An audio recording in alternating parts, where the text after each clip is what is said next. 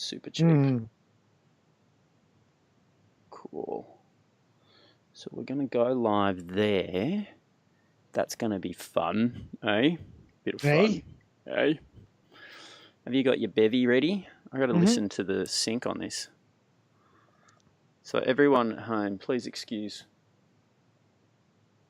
what's going on here, which... Oh, no sound. Things.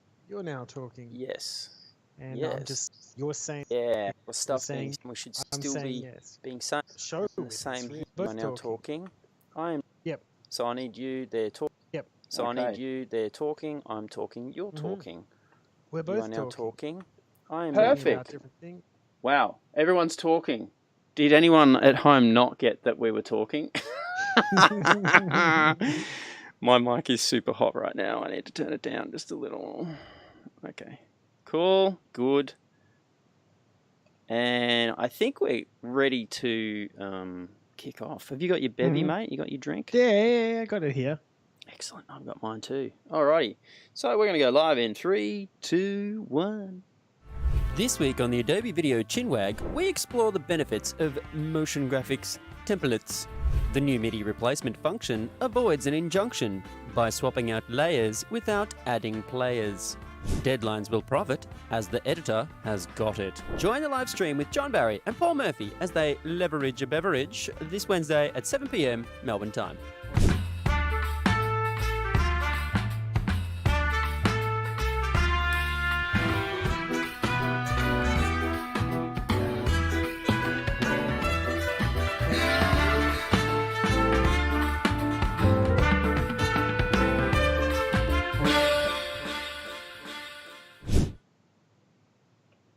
Hello, good evening. Hello. Welcome to Season 2, Episode 7. It's 7. We've passed the halfway mark, everybody. That's right. How good is that, Paul? It's a slog, but we're getting there. We are. I think we're getting more entertaining as we go, or less entertaining. One of the two. Well, yes, I guess it depends on which side of the fence you sit on. But we're entertaining ourselves, and hopefully you're getting something out of it too. Hi, yes. everybody. Hello. I'm going to be trying to do something else here where I'm going to use another machine just to do the chit-chat bit so it doesn't interrupt what we're doing when we screen share and things like that. How many machines are in front of you right now? Define machine. Anything with a cord that plugs into a wall. All the things that could or are plugged into a wall. I have a TV. Let's say I'm going to throw to it. I have a new camera angle. Oh, behind the scenes. Check it out. So I got my main laptop, my 17-inch workhorse. Then I got a screen over here. Then I got the camera, the other camera there. Then I got this camera here. Then I got the laptop that's in my lap. Then I've got lights. Then I got another light here. Jeez. Then I've got the what else have I got? Oh, I've got stuff behind me, like the light that's behind me as well. So I think that's about 27 items. You're going to sink the boat with all that. Can you cut to my second cam over here? Yeah. Hello. Wait, no, I didn't. I don't have one. Oh, I didn't hook it up. What about this one over here? No, don't have that one either. Wait, let me just download it. I'll plug it into the back of my head and be like, ding, I know Kung Fu. All right. Of course, the topic everybody wants to talk about today is the Snyder Cut. Have we seen it? Did we like it? I saw it. Did you see it? That's about the appropriate... Well, I've seen half of it. I sat there for the same amount of time as the original cut, but only watched half of it. Yeah. And I still know how the story's going to end up. Yeah, I did what you did, but I finished the other half as well. Yeah. Then I went and watched a previous Batman that was of a generation of fantastic Batman movies, and just to cleanse my palate. I was not a fan of the Snyder Cut. That's me, and that's my opinion, and I'm entitled to it, dang it. So, but it's wrong, so we'll move on from that. All right, we're here to talk about motion graphics templates and Motion graphics templates. and the benefits of those that particular kind of feature set and workflow and things like that. So we want to hear from you in the audience, our dedicated audience, what your experiences have been like. Now, Paul, I understand that you, in the setup for our show today, you were flicking through a PDF. Yes. And provided by Adobe. Yes. And it has quite a lot of sort of insights as to how to put together motion graphics templates and all that sort of jazz. Do you have that at hand? You know what? A better person would have had it at hand, but I'll just bring it up anyway. All right. So what I'd like everyone to be able to do here is know this page exists. Go and flick through it while we're chin-wagging and showing stuff as well. And then use that as a guide to like bring up topics you want to talk about or you want us to go deeper into. So let's cut to your screen. Oh, I'm kind of liking this tech. Although I need to mirror my screen because I'm looking in the wrong direction when I look at the screen that's your screen. I can just I can never figure this technology out right, can I? So this web page is premierepro.net /making-mogets. And this is actually the website of a friend of the show, Yala Leopold, who I co-wrote this book, The Cool Stuff in Premiere Pro, with. And he wrote an entire manual on working with motion graphics templates. And Adobe was kind enough to make it available to everybody for free. And you can just download it here. And I got to say, as I've come to expect from Yala, it is like, it's the Bible if you want to learn anything about working with mogets. If there's things that you never thought you'd wonder about, but probably should be wondering about, all of those answers are in this free document here. And I urge everybody to even just check out the index, because you'll go, huh, never thought of that before. You did that earlier today. I know, I did it several times. I was looking at the index going, I'm not even sure if do I need that? I probably need that. Yeah, it's pretty good. It is very good. And I think he might be updating it too as new things are coming in. It feels like that, yeah. Well, I guess that's the thing. If you host a PDF and you can just save over the top of it with new pages and new index of content. So yeah, check that out. So so this is Yala's website, but if you click this link, it will take you to Adobe's website where they're actually hosting it, and just so many good stuff in here. Yeah, cool. So yeah, jump on there and have a good look. So we've already got someone saying that they're using mogets at work extensively. They're loving it. That's awesome. We'd love to hear what's the scenario. What is the scenario that you use it under, or scenarios? Maybe there's more than one.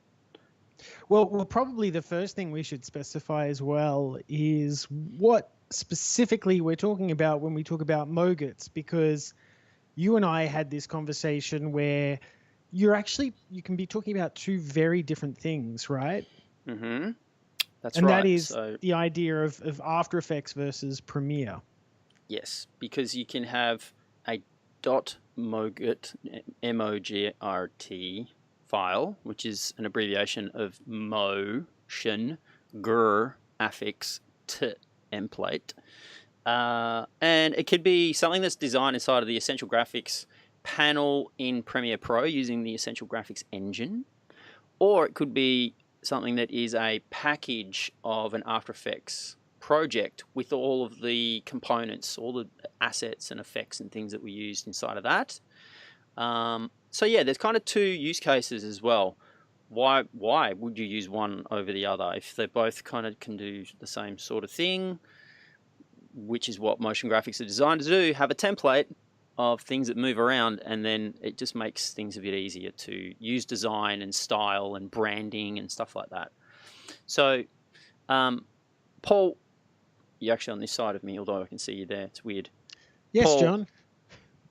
Why would you choose one over the other? What do you think of the big benefits of using Premiere Pro designed templates versus the After Effects designed templates?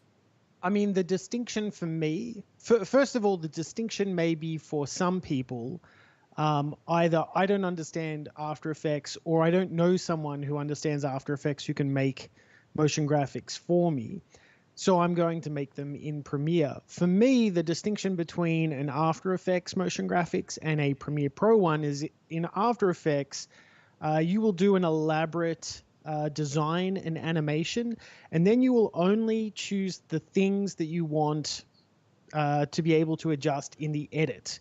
So you'll say, okay, there's a text field here that I want people to update, but I don't want them to update anything else about this. And this is anybody who's worked in editing and had to handle graphics in After Effects knows that having to go over to After Effects where there's so many different layers and comps and pre-comps, having to just play around with one of those features can actually like throw off your animations. So this is a way of just sort of sectioning off the things that are meant to be updatable and saying, here they are when you work with this graphic in inside of Premiere Pro. Now, the other side of that is making these mogets inside of Premiere Pro. And when you do that, they're just as adjustable as any graphic inside of Premiere Pro. You'll see all of the layers and all of the effects, and you'll still be able to go in and move them around. You can't lock them down or anything.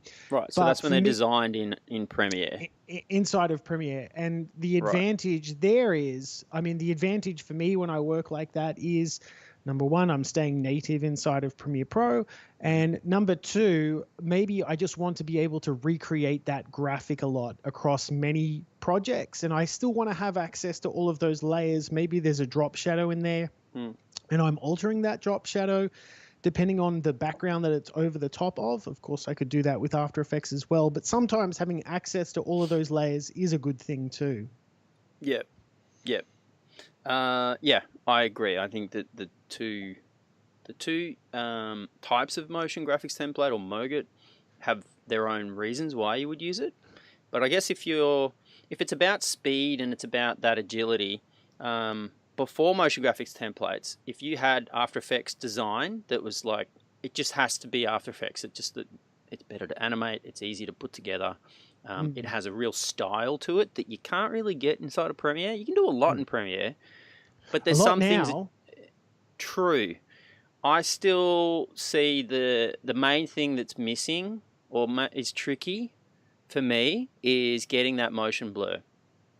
So if you do have things that move around and you want that sort of swoosh kind of feel of text moving across the screen or whatever, yes, you have to add a whole other layered thing, and then that has to be animated, but then that animation of that effect isn't necessarily something that's associated to the layer itself. It gets weird.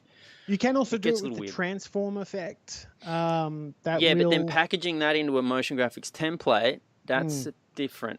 It gets a little weird. Whereas it's just a tick box inside of the comp in After Effects. But anyway, I digress. Before motion graphics templates, if you didn't know After Effects and you were like, I'm scared, I need to go in and do some things, you could use the shy filter and then hide layers that you don't want people to access, which was a way of kind of simplifying and only showing the bits that you allow them to kind of work on, which is what a motion graphics template does when it comes from After Effects. You can specifically design, let's say, the scale. So you could have a slider that's connected to the scale property and then edit the range of that slider so it only goes so small, because if it's too small, you can't read it. And it will only go so big, because if it's too big, it just looks goofy or it's just taking up too much space. So instead of having absolute control, you can have very restricted control staying inside of Premiere, rather than having to jump in and out of two apps and one of them being a very scary experience for editors that don't understand After Effects, although that's becoming less and less of a thing these days. I mean, personally, I just find the ongoing development of the Essential Graphics panel in Premiere just so interesting to watch, and to watch it become more and more powerful. The day that they introduced the ability to mask things inside of that panel, that was the day when I went, well, I'm not going to need to go to After Effects as much anymore. I mean, I get like the motion blur thing, but I just see more and more things where I go, you know what, actually I can just stay in Premiere for this. Yeah. All right, I'm going to throw to my little laptop here, Yeah. and I might stick it over here so I'm looking sort of the right direction. So what do we got here? We got some people using it in social. There's a lower barrier to entry in order to get complex graphics sort of working within as far as like that polish, that production value. Consistency, yeah, speed, like that agility thing. And then Cedric is saying one thing he prefers about doing it in After Effects is that in Premiere, what's that? He toggles between two panels, the effect control and the essential graphics. In After Effects, just create what I want, then publish it. Yeah, and Andrew Hicks is saying he prefers After Effects for the design work as well. Yeah, I agree. For me anyway, I think it depends on the complexity. If it's basic text, I don't really see too much of a point having to go to After Effects. But yeah, if there's things that are sort of looking pretty jazzy, and I guess that's the other thing now is like, what are the different use cases? Like I think I've come up with probably the majority of them, but it'd be awesome to hear what the rest of you have to say. So some of the things we had on our list was lower thirds. Just seems like such an obvious use case, right? Probably the primary, because it's the same style. It just needs text copy changes, which may need to have some scaling and even some slight positioning adjustment, because when you type in all of the words and too many characters, it could look goofy if it stayed exactly the same. Like, well, maybe not the font. I mean, you probably want to keep the font as part of the design, but yeah, there's some control you probably still want to have editors to have, but I can't think of another one where it would be more or as useful as lower thirds. Than lower thirds, yeah. I mean, lower thirds is like one of the most common things we have to do, right? There's something on a screen, you need to caption it somehow. And I think that's why this idea of Mogets really took off for me early on, is because the idea that I did a documentary where we had 70 lower thirds, and the idea that I was going to have to like make all of them in After Effects and render all of them in After Effects as well, bring them over to Premiere and then place them around, that was just ridiculous. So to be able to design them in After Effects and then just iterate them out in Premiere was a big selling point for me early on. Yeah. Felix has actually just mentioned this, which is very distinct difference in why you would use Premiere Pro based Mogets as opposed to After Effects, and that's to do with Rush.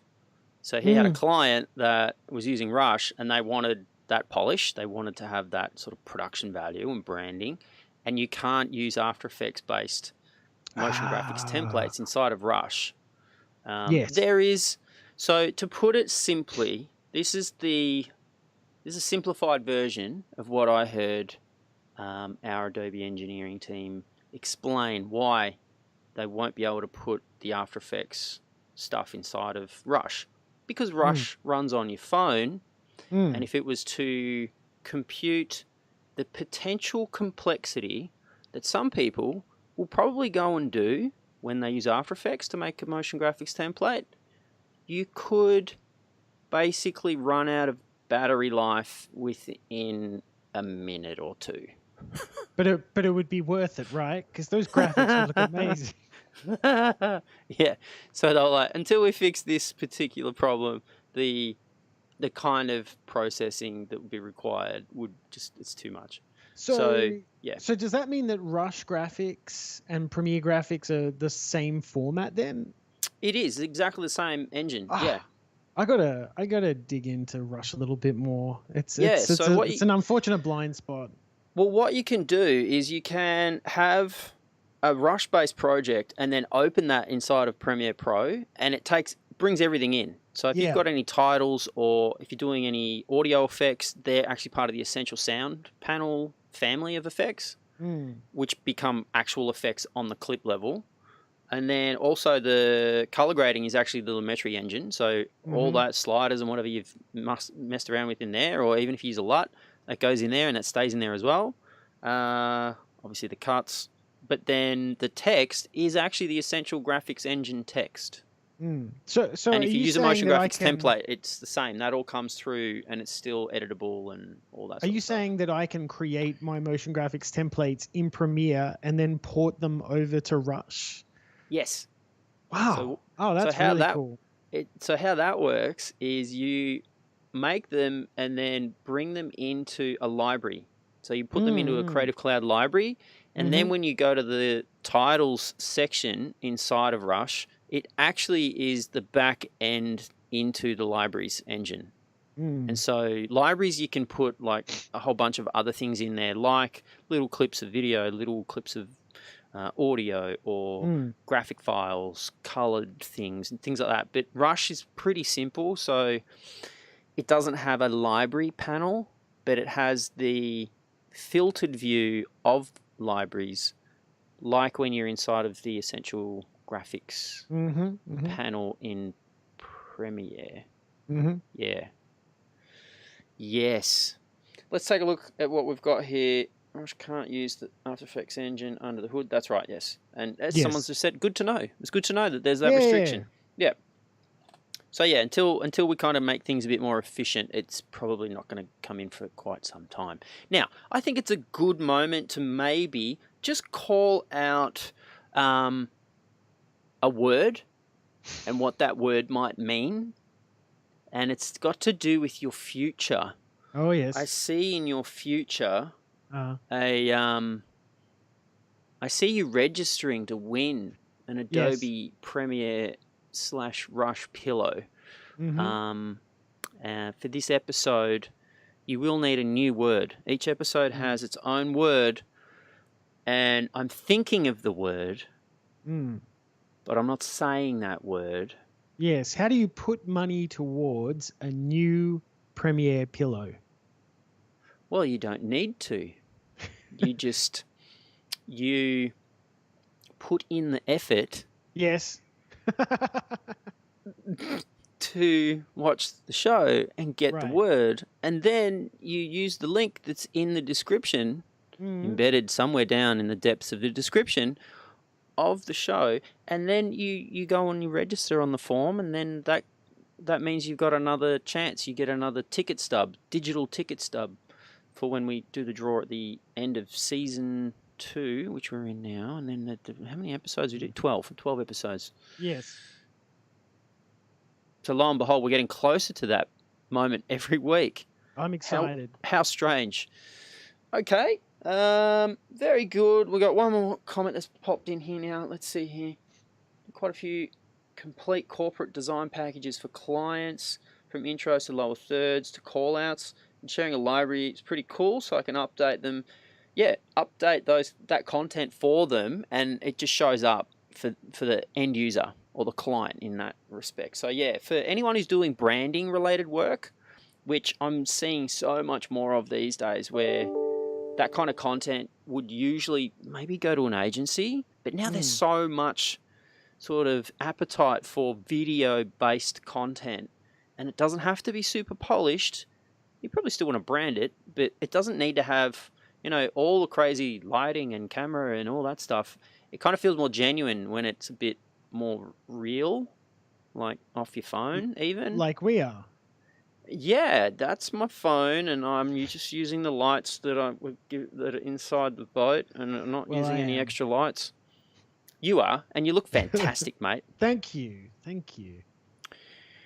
So yes, that's a whole other kettle of fish. So I kind of like how that was mentioned, the whole thing of using CC libraries, because that was kind of the next area we were going to have a chat about, is the benefits of it, right? So time and that brand fidelity, so the efficiency of having people just bring out what they need, they make the limited amount of adjustments that they have access to, and then it moves on, and it's going to be compliant.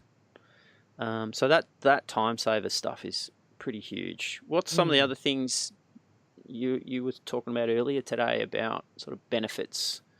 Benefits of Mogits. Yeah, the whole motion graphics templates, because I still come across people that are like, yeah, we haven't really gone there yet. Yeah, it's such a problem, to be honest.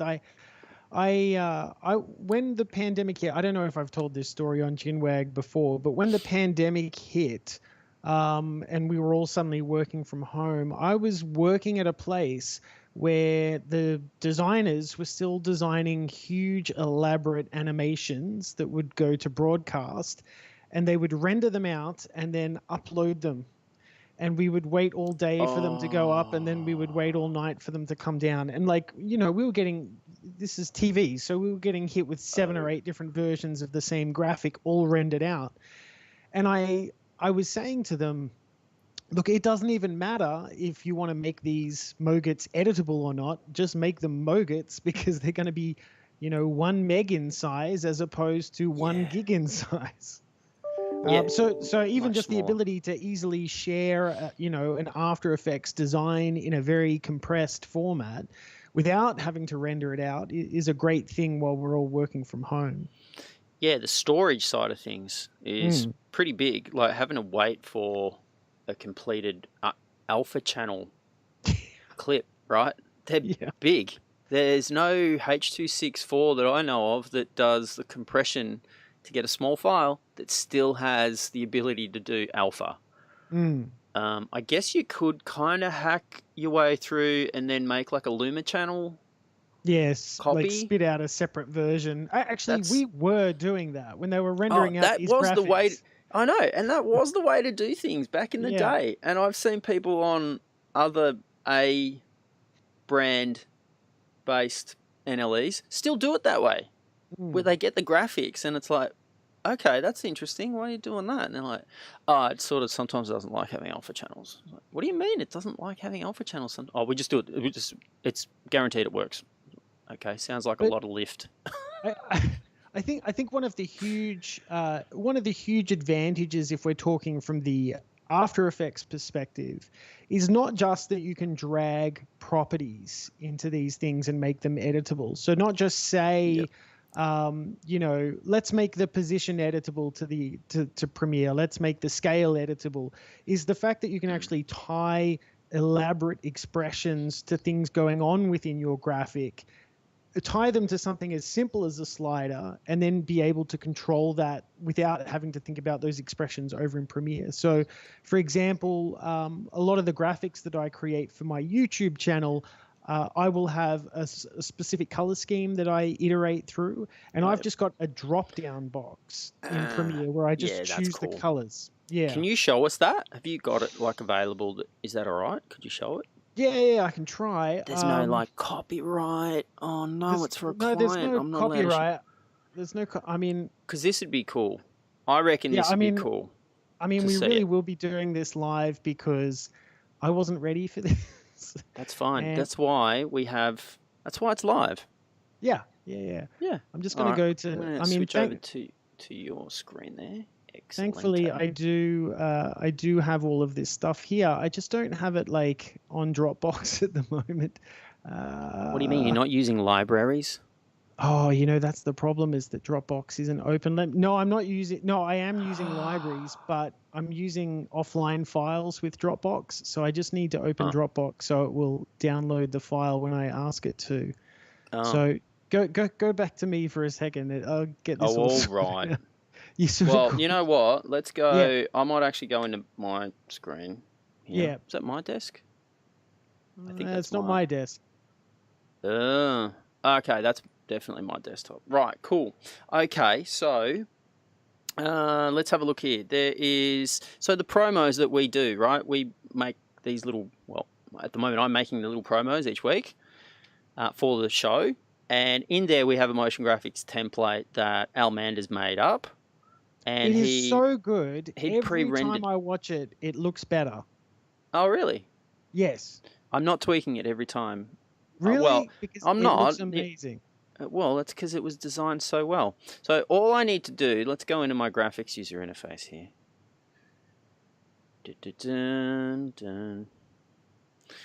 And you can see in the Essential Graphics panel, I do have access to just change out. Well, not just. There's a couple of things I can change, but I've got specific layers here that I can change the text copy to. And this one, the benefits, Mogets, if you have a close look, you can see that that's actually written in lowercase, and then the rest is in uppercase, but that layer had switched on make everything caps, so it's all caps.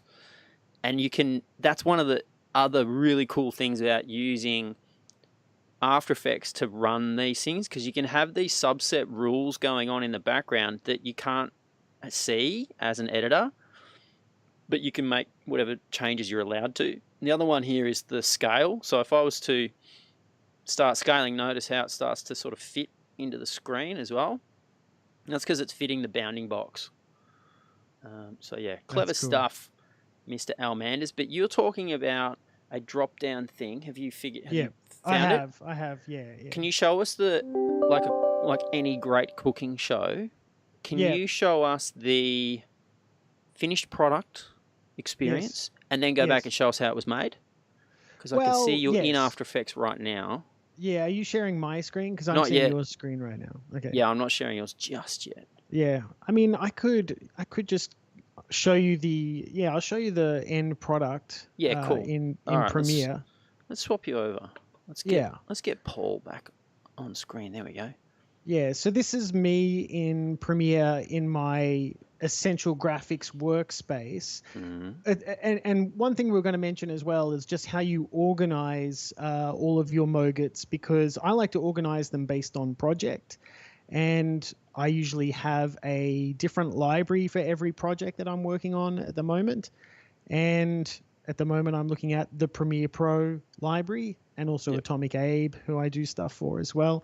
But right now, I'm just looking at my Premiere Pro library. So I'm not looking at any other kind of mess or anything, because, of course, if you go up to where it says local, and I say local, it's going to show me all of those free ones that come with Premiere. And to me, this is just a lot of noise that I'm never going to use. So I always have local turned off, and I'm just looking at my library over here. Yeah, I'm going to try and zoom in on that so people can see that a bit better. Yep. And this is everything that I use for my YouTube channel. Now, this is actually a good example of do what I say, not what I do. Is you do have the ability to set the I don't know what we call it in Essential Graphics, the thumbnail, I guess. You have the ability to set what the thumbnail will look like when you save your Moget, and I have not done that, which is why I find it very difficult to tell that this is actually my lower third. I have to look at the text to be able to tell that. And this is just a lower third that I created. I'll just drag this into my timeline. I created this over in After Effects.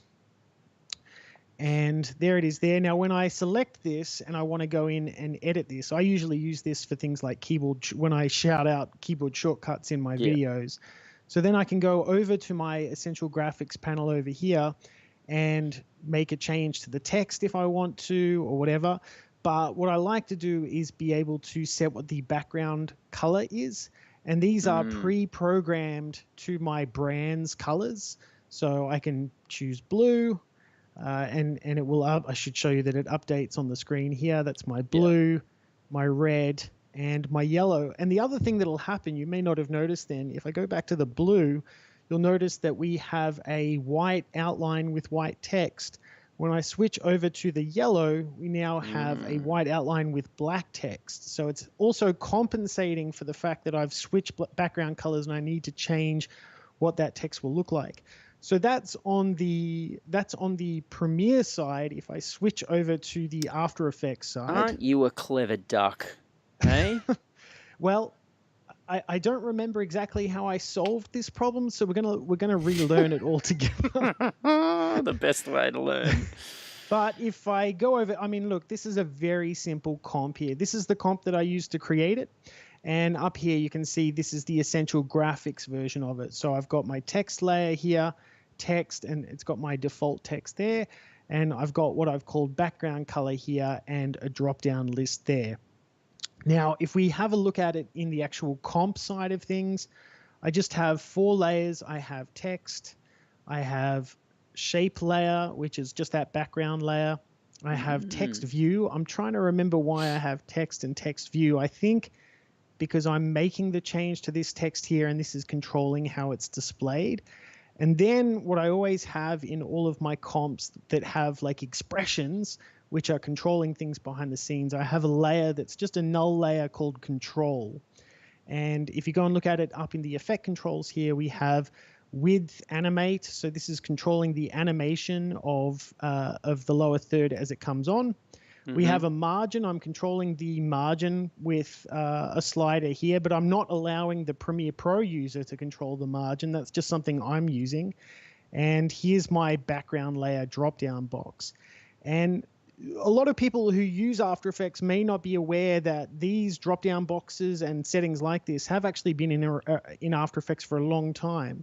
And they're all under expression controls. If you go over to your effect controls on the right, you have expression controls, and you can control, rather than controlling everything with a slider or a value, you can control it with an angle control, checkbox control, color control, and all of these things will come across over to Premiere Pro. So people aren't just typing in numbers or letters, they can also be a little bit more interactive with how they make adjustments to these. Now, in terms of figuring out what I was thinking when I did, I mean, I might have to rush through this because we don't all want to be reading a long line of code, but let me just see if I can remember. Yeah, just what I show did kind here. of the basic kind of guts of, I mean, yeah, we don't need to get right in the weeds, but so long as there's a sense of, oh, okay, so there's quite a few things I need to wrap my head around before I can have that easy end user experience, there's quite a bit you got to plug in. Yeah, so Yeah. the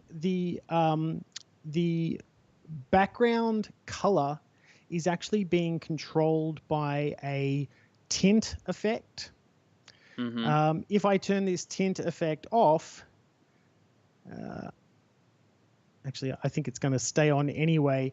It's reading what those numbers are. You can see I've got an if-then expression in my timeline down here. It's reading what those numbers are and determining whether it should be using that red, yellow, or blue. And I still can't fully remember. Oh no, this tint is controlling whether the text is white or black. Okay. So it's saying, yeah, here it is. If you're using menu option 3 was yellow, then I want you to make the third on the tint list.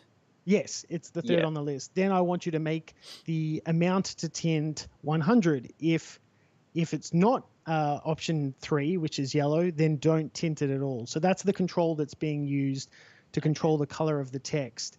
The shape layer controls are all down here, and you can see all I've basically done is added 3 different colors, and whether or not it's being selected in that menu, it's turning those effects on or off, basically. So if menu option 1 is being used, then show this color. If not, turn it off. And that's basically how it's controlling it behind the scenes. Yeah, so there's a few different if-then lines of expression code that are placed in certain types of areas of certain layers under certain effects, and it's basically creating a set of parameters that say turn this on or leave it off kind of rules. That's right. Yeah. That's right. Okay, cool. Yeah. Yeah, so how do you make the little drop down in your the Essential Graphics panel, right? So anything that goes inside of this panel is what the end user in Premiere Pro gets to see. So at the moment you've got 2 items, text, and then you've got the background color. How did you add that drop down list into like that background color bit? How'd you add that inside of the Essential Graphics panel? Yep, if I go back over to my control setting over here, and actually this is something that I've just discovered today because we were just talking about this, is that we actually have the ability to just, I mean, what I used to do is I used to go in and drag this menu and just drag it into the panel there, and it's now telling me that it's already there.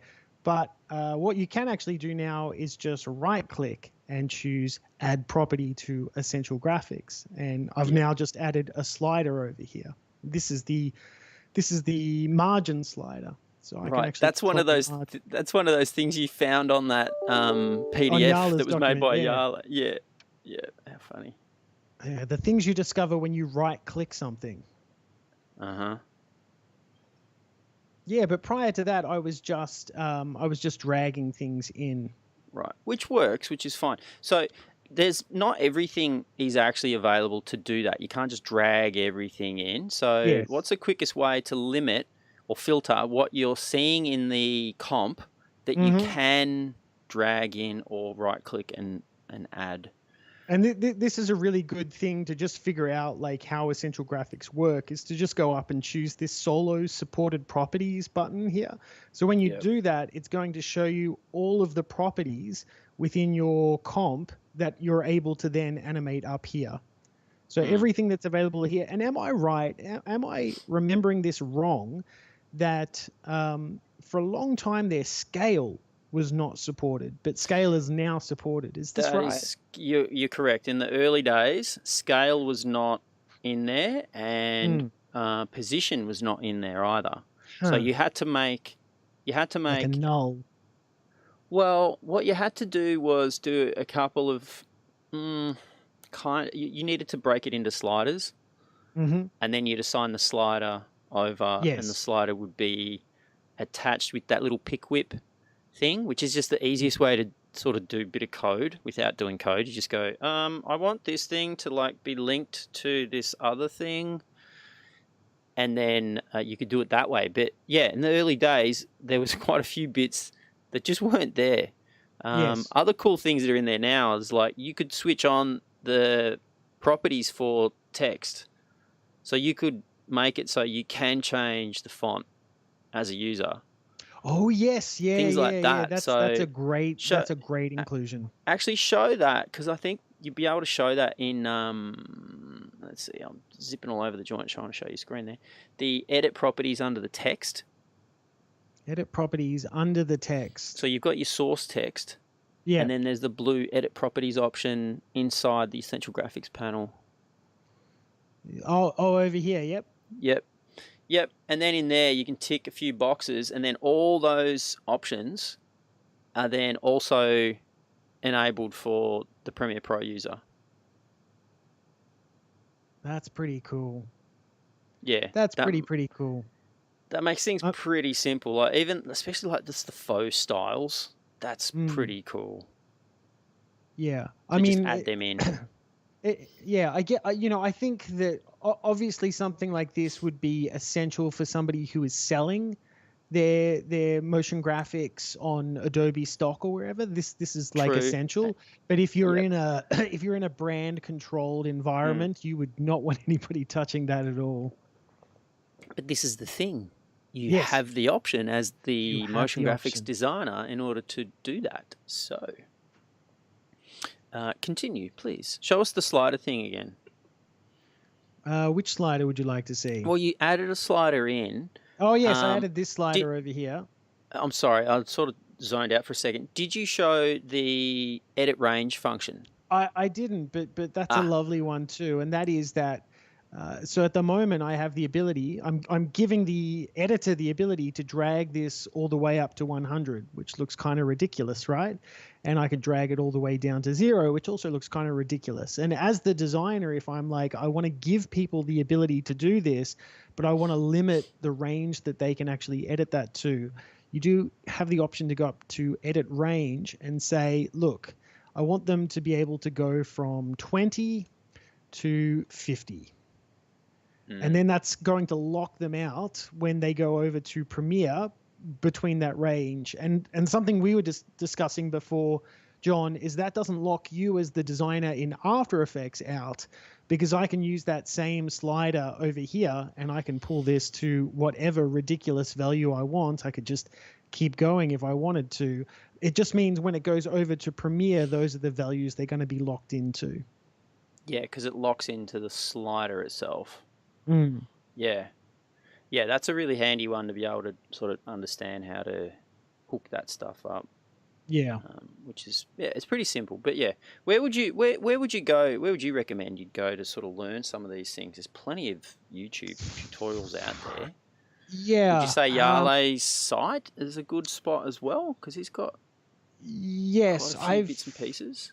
I haven't read Yala's document on Mogets. I will because I need to, and from what I can tell, looking at the index, that has some really good expressions that if you're like, look, I don't want to learn a programming language. I just want to learn the bits and pieces I need to learn to be able to, start building these things, then that document, that Mogets document is definitely a great place to start. But as someone who has been using After Effects for 15 years now, I have just found expressions to be, vital to survival, basically. I'm the sort of person, I have two rules in the way that I work. I don't like keyframing repetition, and I don't like keyframing randomness.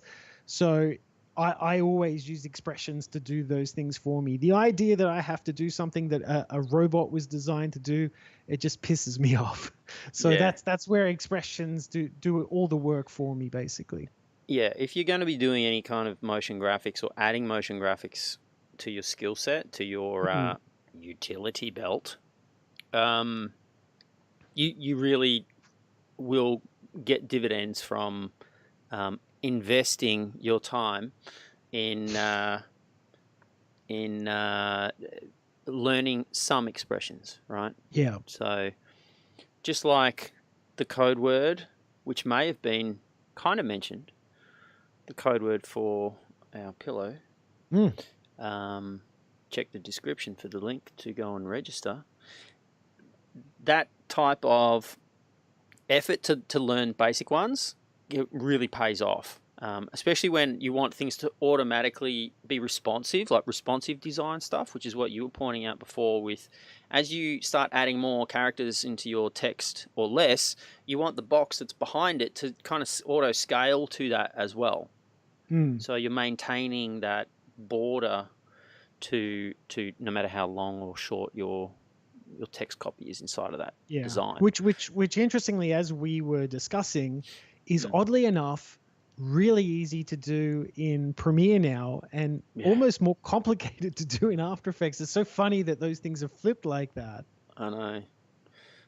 Did you want to show that inside of Premiere?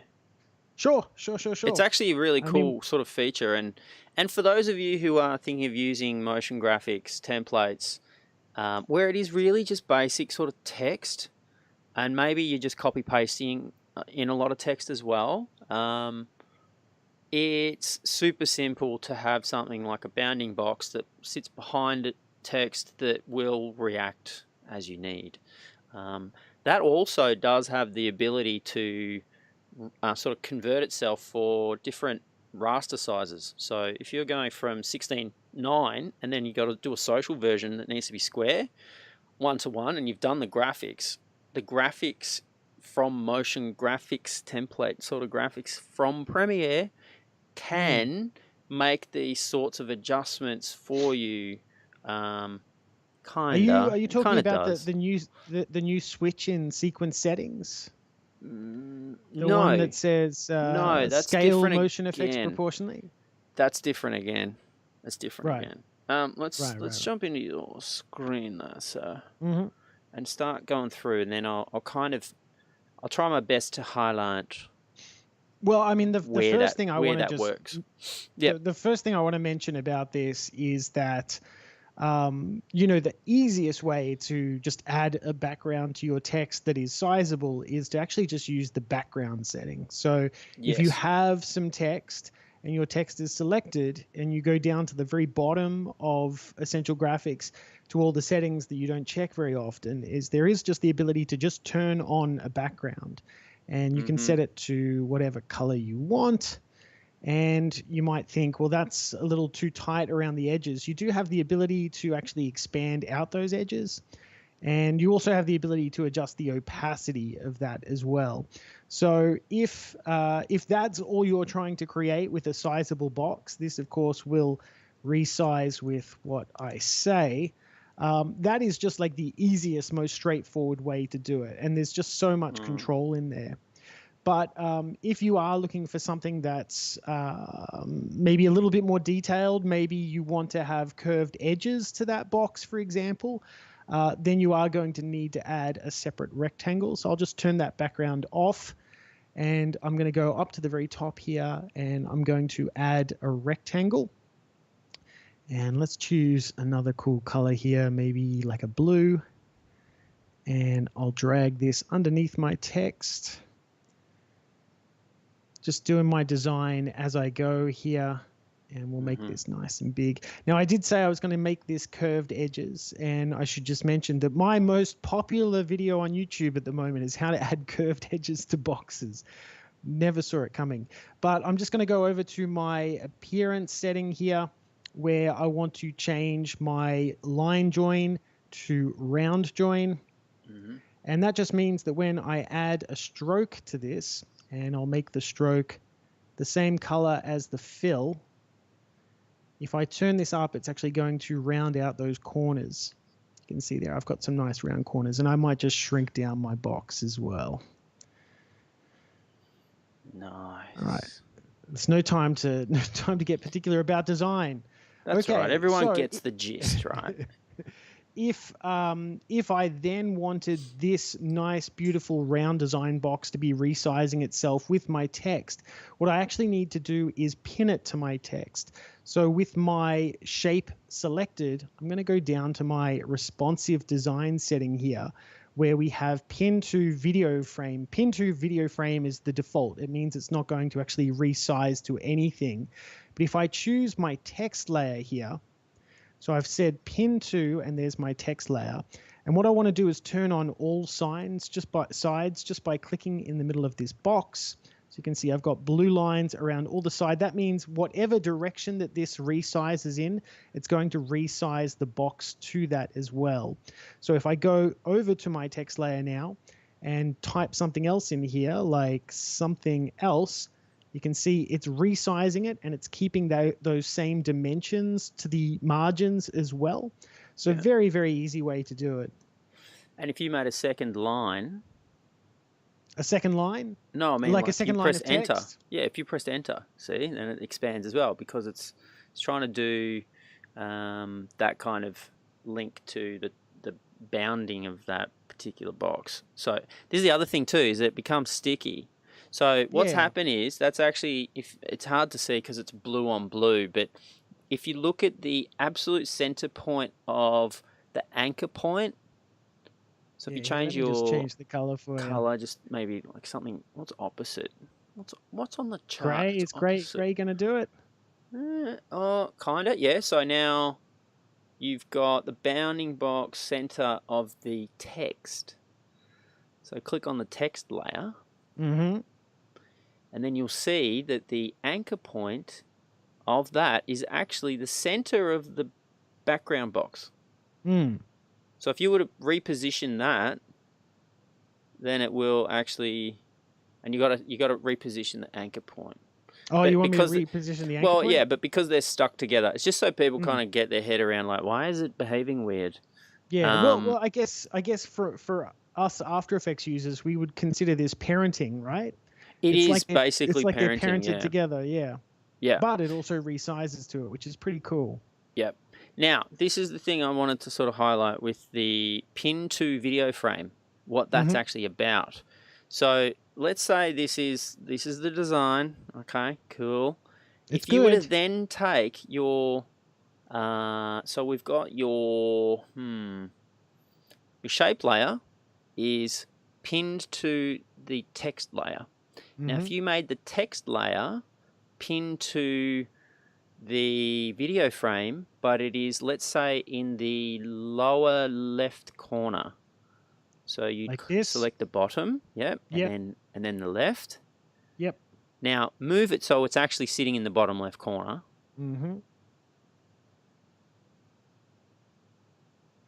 Yep. Okay, cool. Now go and change the aspect ratio of the sequence. So make it square. Sure thing. Because social media is so important these days. Boof. Look at that. Staying down in that bottom left corner. Is it perfect? No. Well, let's flip back and see. Okay, yeah. So we've got a little bit of space at the bottom. Yeah.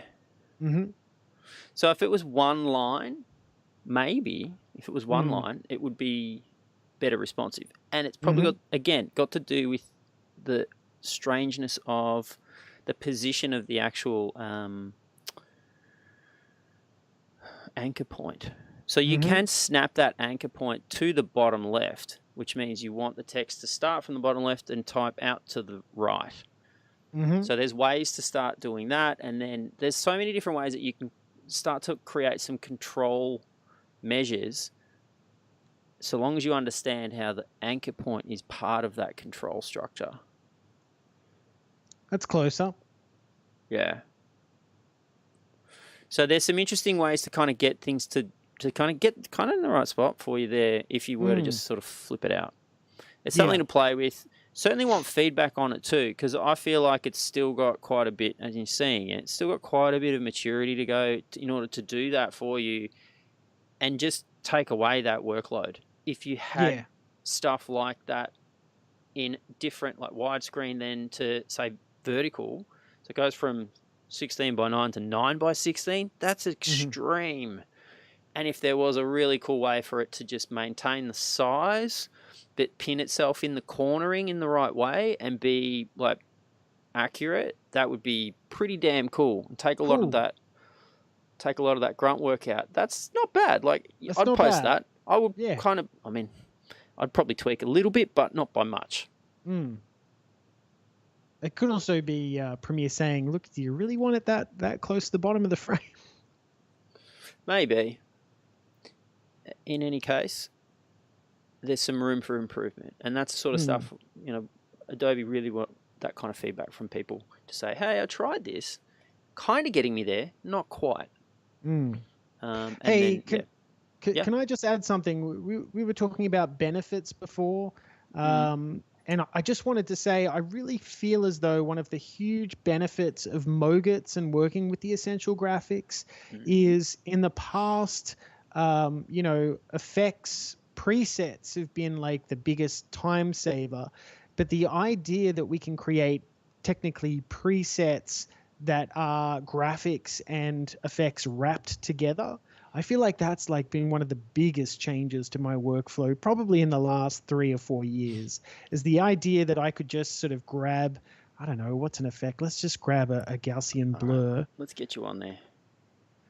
Yeah, sorry, I just suddenly took over, it's right? All good. It's good, man. We've got a few minutes left. It's all good. This is actually something that I'm quite passionate about. The day that I saw that I could just play around with effects and graphics in the one window together and save that as a preset. So you see I've got a Gaussian blur here, and I can just turn that blur up so that it looks ridiculous. But the idea that I can save that as a preset and just, you know, maybe that's a starting point for a graphic, not necessarily a template, but a starting point where I've got all of those effects there doing exactly what I want them to do. I think that's just real power right there. So much more than creating effects presets and dragging presets on, because sometimes it's the way you're stacking graphics and effects together that's part of the recipe. Yep. That is fairly new as well. So if you hadn't seen that was there because you were using this early on, that has come in not just recently. It came in a little bit ago, but yeah, the ability to start working with effects underneath the vector layers within the graphics. You can kind of see that there's footage as well. Yes. And you can have that stuff animated as well. Yeah. So this is another thing that, well, you can so you can do this inside of After Effects comps as well. But Paul, if you could just show us the animation of that blur, and then we will protect the range. So there's the responsive design time, intro duration, outro duration. Yep. And then show how that, as you expand and contract the duration, if I start really blurry and I'll jump forward a second and like it pulls focus like that. I mean, this is brilliant graphics here, by the way. And so we start off blurry. It's just design award-winning stuff. And it just pulls focus on it. So let me just think about what we're maybe make it fade out at the end. So Fade out at the end. Yeah, it always that's a good one. animates in with Yeah. certain duration of animation keyframes, like the gap between, and then it always goes out the same way. But sometimes it has to stay on screen longer, it stays on screen shorter, but you need the top and tail to maintain the duration of those animation keyframes. Yeah, so we've got something that will pull focus, and then at the end it goes back to blurry. And if you want to iterate this across an entire edit, usually what you will find is that you will want to retime this graphic. So if you're on a cut that's even shorter, you'll want to bring this in. But the only problem with that is I've now lost my animate out because I've got a shorter clip. It's not seeing those keyframes anymore.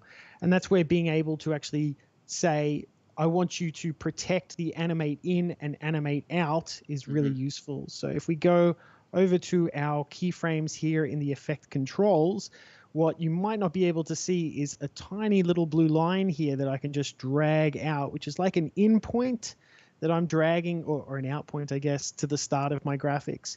And I can do the same thing on the other side. So I'm basically protecting these, saying this stuff in the middle, that can be as long or as short as it needs to be. These sections here always need to be exactly 1 second. And that means that if I drag this into a new version now, maybe I've saved it as a Moget as well, and I need to make this shorter, well, then it's actually reduced the part in the middle, but I've still got that animate in and animate out at the end for the exact same time. So in terms of lower thirds, that's just a huge game changer, I think. And we need to see it come over from After Effects sometime soon too. Yeah. So it's called the protected area. And another way to get in there, and I sort of zoomed in on it before, is under the Essential Graphics panel, when you don't have anything selected, like no layers are selected, then you get the responsive design time option in order to scale in exactly like to the keyframe, how long that protected zone is. And inside of After Effects, you have protected markers. So a marker range becomes that protected zone. And so you can start doing that. But the problem is you can't embed that over and expect that to extend the duration as a motion graphics template. You can mess with that stuff when it's a pre-comp, and you can start to do things like that in a pre-comp, but it doesn't come over and work the same way when it's a motion graphics template in Premiere from an After Effects motion graphics template.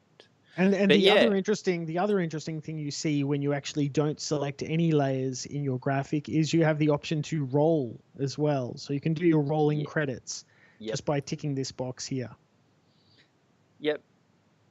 There's a few other things you can do as well to do with, like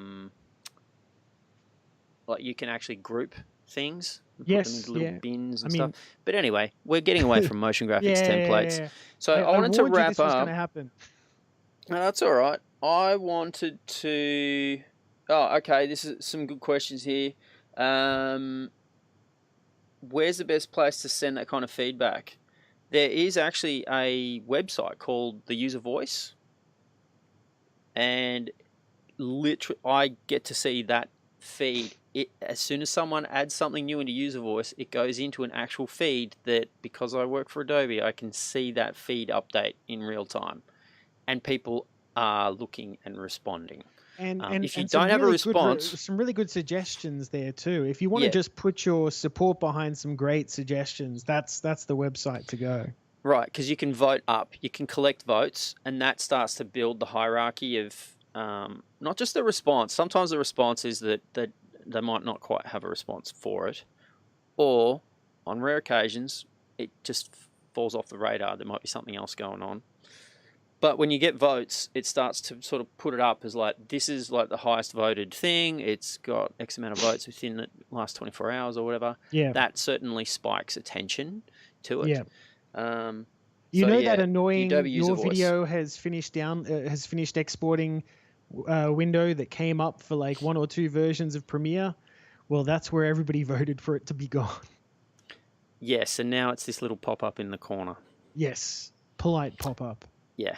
So we are going to wrap up on just exposing the latest feature inside of motion graphics templates. So instead of building one and sort of showing it that way, it's pretty basic to sort of put together, and there's plenty of videos out there, but I thought I'd just show you the page. It's a bit boring as far as, you know, I'm not going in and doing the hard yards for you all. Let's move that little screen share out to the side. So you can now, inside of version 15, the 15th generation of Premiere Pro, which is the 2021 release, which came out a handful of weeks ago, that now has the ability to use the 2021 version of After Effects motion graphics templates functionality, where you can swap out layers. So what does that look like? This graphic tries to emulate that. What you've got here is you've got a background element, and then you've got text, and the text is sitting in the same spot as far as like compositional wise, and then also there's a graphic that's in the middle, again composition wise. And so you can just literally go in and say, well, I want to swap out the graphic comp, a part of the comp, and then I want to swap out the background part of the comp, and you can do that inside of Premiere Pro. So this does give you a step-by-step guide as far as how to go about doing it. I'm just going to try and sort of show you where I found this. So I went to the Adobe After Effects page, and then under features I went into what's new, and then from there it's got a couple of the different things. It's what's new, and the media replacement in motion graphics templates is where I selected, and then it brought me to this page here, which does a very basic video of how it works. So I'll play that out and you can see how that works. And I'll try and zoom in here a bit. There we go. The very basic sort of UI showing it. I don't know why that's muted. There we go. So yeah, you've got the ability to grab your template, and then when you look at the effects and the way it's made up, you can actually go in and not just change what you need to change stylistically there, but you can swap out that image and literally drag and drop the images over that hotspot of the image. Let me just bring that back a sec. It's actually pretty quick the way they do this. So there was a different MIDI pad, a different video graphic that's in there, and then they've just dragged and dropped in a new one to make it a synthesizer. So that's the basics how it works. Pretty cool. So from here though, if you want to see more information about it, then clicking on this link, it takes you now back to where I started. Okay, and it gives you the walkthrough. Now I'm chasing this up.